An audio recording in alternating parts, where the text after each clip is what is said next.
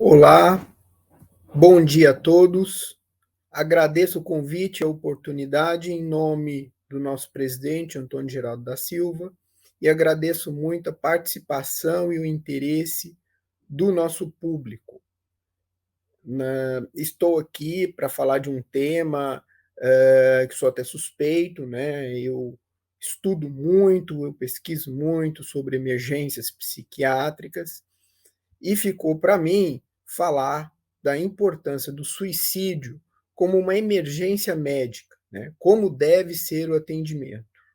É lógico que algumas informações cruzarão com outras aulas, mas isso é importante para vocês verem que toda a equipe compartilha da mesma opinião técnica, da mesma importância que se dá à temática. Aqui estão meus vínculos, tá, para avaliação de possíveis conflitos de interesse. E daí começo falando um pouquinho sobre emergências psiquiátricas. O que são? São todas aquelas situações em que o indivíduo tem um transtorno, doença mental.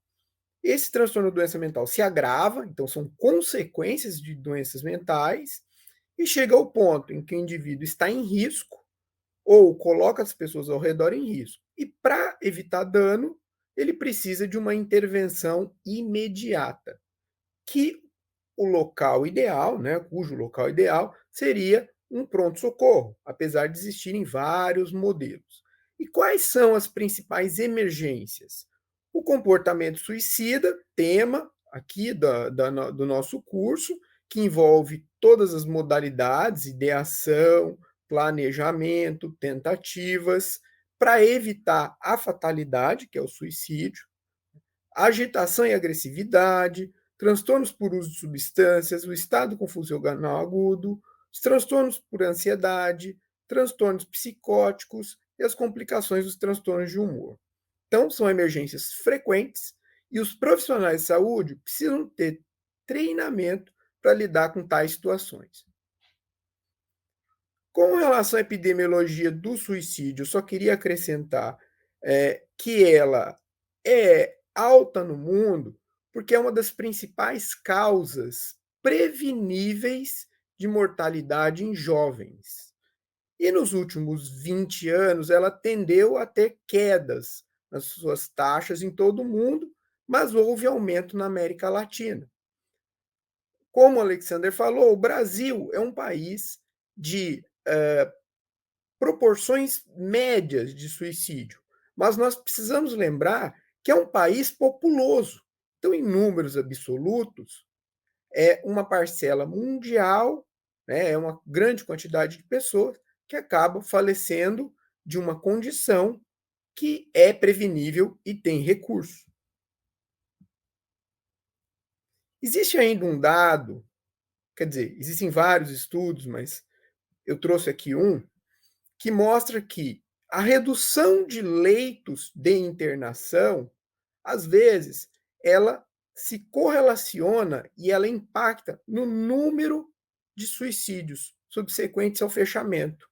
Né? O que esse dado diz? Diz que desassistência é um risco, né? E aumenta o número de casos suicídios. Todo paciente que estiver nessa situação, ele precisa de um atendimento imediato, ele precisa ser protegido. Por isso a mensagem é uma emergência médica. As causas são diversas, temos diversos fatores, nunca é um só, que vão desde fatores intrínsecos ao indivíduo, fatores estressores, fatores genéticos, mas ressalto aqui, principalmente no caso da emergência, a presença de um transtorno ou doença mental que ou não está recebendo tratamento ou está numa fase de surto ou crise. Tá? Todos os fatores juntos culminam com um comportamento suicida, seja ideação, planejamento ou tentativa. Sendo uma emergência médica e constatada o risco, ou se tendo dúvida do risco, esse paciente precisa ser encaminhado imediatamente a um pronto-socorro. E o melhor transporte para se fazer isso É o SAMU, é o Serviço de Atendimento Médico de Urgência. Casos com ideação suicida grave, casos em que o paciente está planejando suicídio, você pega e surpreende uma pessoa tentando suicídio, correr imediatamente ao pronto-socorro. Essa é a mensagem. Pode ser atendido em outro local? Pode. Poderia ser, primeiramente, atendido numa UPA ou no ambulatório. Mas você teria que ter agilidade. Na dúvida, chame o SAMU e leve essa pessoa para ser atendido, tá? Para fazer a triagem e avaliação de risco. Uma emergência, e eu preciso sempre ressaltar, ela não é qualquer emergência, ela tem que ter uma estrutura apropriada para receber esses pacientes. Nós temos uma aula só sobre isso, que começa no consultório, que tem que ter até número de portas mínimo, espaço adequado, local para examinar o paciente, cuidados com objetos dentro da sala, evitar colocar pacientes em emergência, em especial em comportamento suicida, onde tem vidro, materiais pérfuro-cortantes, produtos químicos. Tem até uma técnica de que a gente sempre deve primeiro olhar o consultório antes de chamar o paciente. Temos que ter cuidado com janelas, seja qual o modelo ou o centro de saúde que vai atender esse paciente. Janela nem sempre precisa ter grade, mas ela tem que ter um mecanismo que faz um ajuste e proteja o paciente de acabar saindo ou pulando. O pronto-socorro ou o modelo de emergência tem que ter mecanismos de comunicação e pedidos de socorro efetivos e, principalmente, equipe mínima. Qual é a equipe mínima de uma emergência psiquiátrica? O médico psiquiatra, a equipe de enfermagem treinada, e todos com treinamento para tal.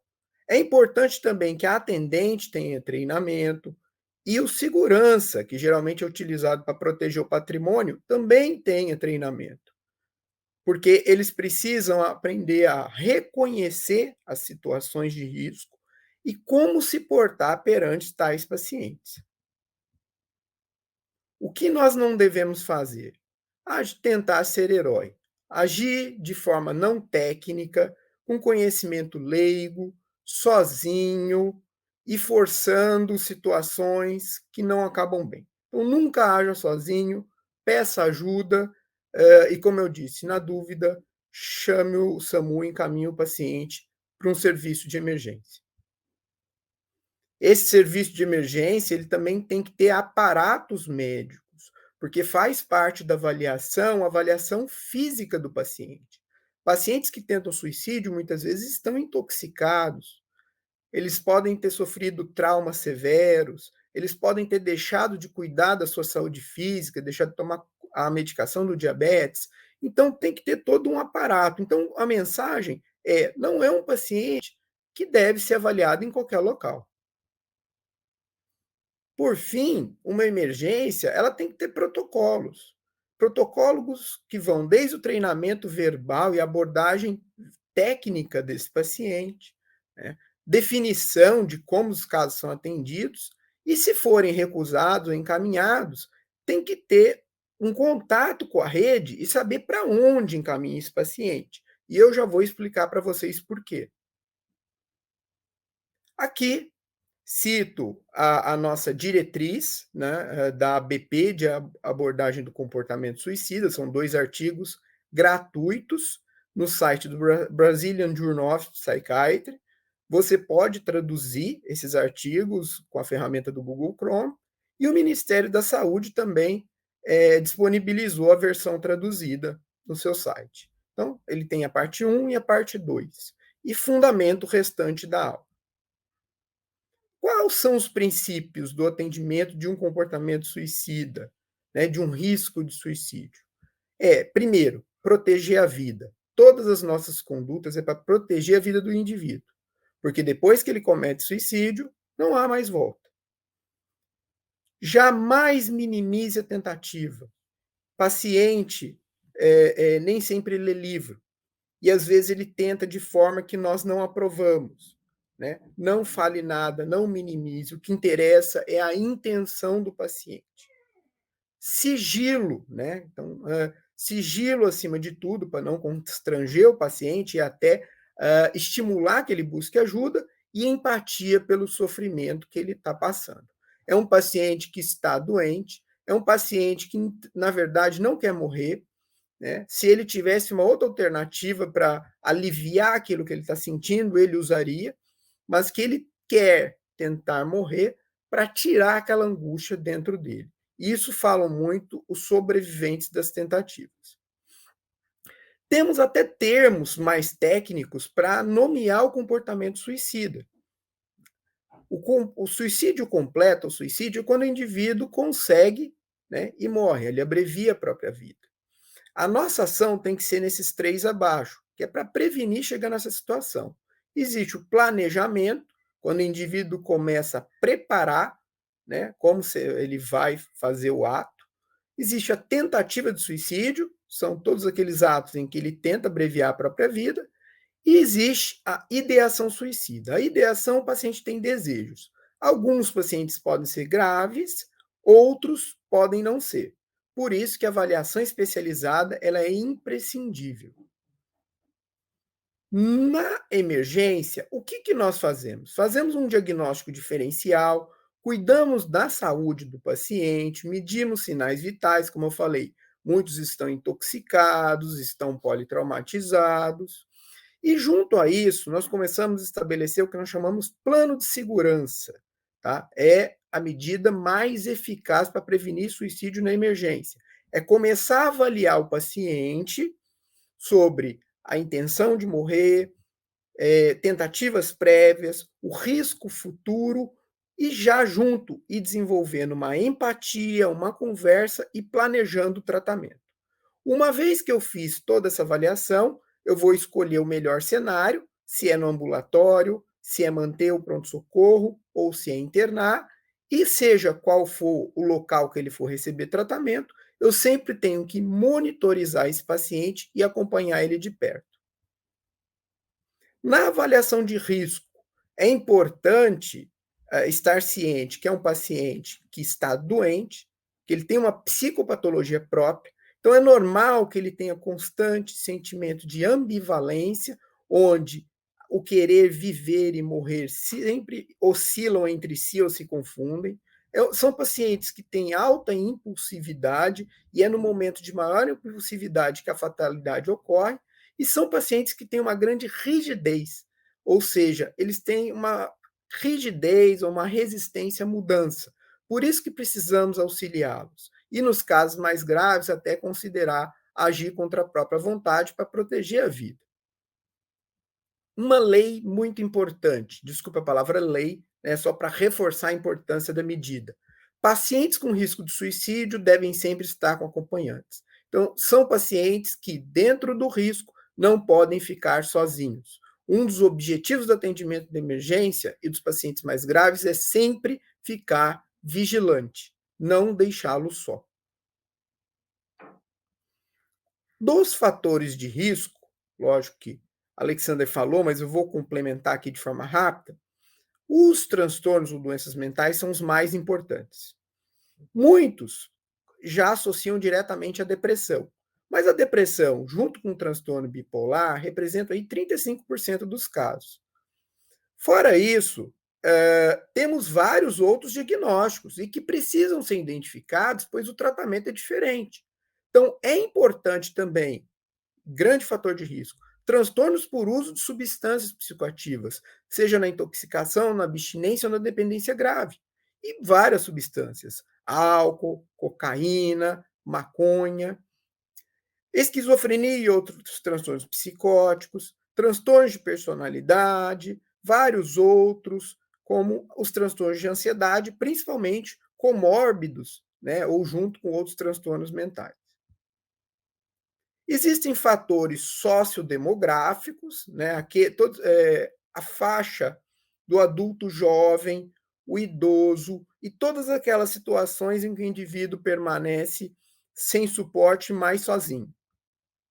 Fatores psíquicos, também tenho vários, mas eu quero ressaltar esse último, que seriam as tentativas de suicídio recentes, recorrentes e graves. Tá? Esses são fatores de risco muito importantes e até podem conduzir a uma internação.